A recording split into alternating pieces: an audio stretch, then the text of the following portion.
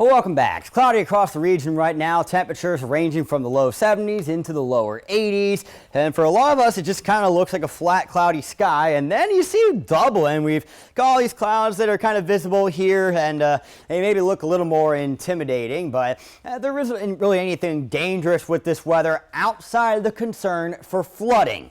And that concern is going to only grow with each consecutive day that we get rainfall. And right now, it's mostly light rain that we're seeing around the region. Of course, the river will be a focal point in terms of the flooding concerns. The Ocmulgee River, that flood warning you can see in effect, I guess, till 10:34 on Friday night. But one thing to take note of is rain further north in Georgia also will flow down into the Ocmulgee on top of what we get. So as of now, I believe it's expected to get to close to 21 feet when it crests. And that's going to be, I think, tomorrow night into Thursday. But if we get more rain than what's expected, that number could also climb.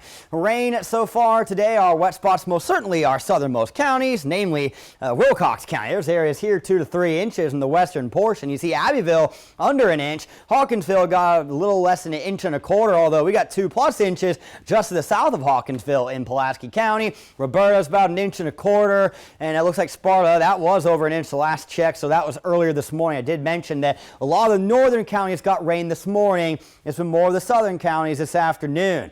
Going forward, the odds are still going to be decent for rain chances. Again, it's coming in waves, right? You get a round of rain, then it calms down for a bit, then you get another round, and it calms down for a bit. That's going to continue through this evening and tonight, as well as into tomorrow. 76 for a high today. That's a good bit below the average for this time of year. Typically during the summer, we'll have a week or so where we'll get mired in a pattern like this, and it helps you save money on the electric bill, but with all the other cons that come with it, kids unable to go outside, it's pain to walk your dog, they're tracking mud, and you can't really just let them out and play. So there's a lot of issues that come with that, and with the mugginess, kept us very warm last night. I figured we'd get down to about 65 degrees. We stayed 4 above that, so 68 is what I'm expecting for tonight's low. The wind will remain light out of the northeast around 5 miles per hour. Some fog and mist will be a possibility. These are a couple degrees below average across the entire region heading into the start of your Wednesday. So clouds and rain not going to budge. I know the front that started all this over the weekend has largely broken down. There's still a little bit of remnants of that, but the main thing to be aware of is as that does break down, we now have low pressure lurking off the coast.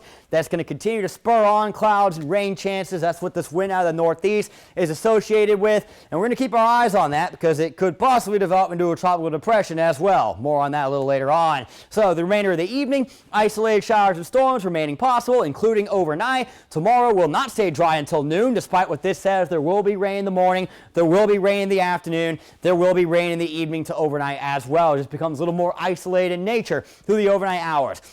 Same with Thursday. I love for this to be right. I really would. It'd be cool to just have a cloudy day where it's cool, where we don't have the rain getting in the way, but that's just not going to happen. At least half the region will also see storms on Thursday. As for the tropics, we do have Dexter. We do not need to worry about Tropical Storm Dexter, but I'm going to go ahead and point out that there's 40% odds for that low off the coast to become a depression in the next 7 days, 10% in the next 48 hours, and the other area 0% in the next 48 hours, but 50% over the next 7 days. Your extended forecast is coming up in 10 seconds. Your 41 NBC AccuWeather 7-day forecast is brought to you by Volume Chevrolet. As we go forward, the rain chances are staying elevated at least 50% for each day in the next 7. And as I mentioned at the top, flooding concerns will grow with each consecutive day of widespread rainfall. So that is going to be a concern going forward. And it is a gradual warming trend. We'll see how that goes in the next week.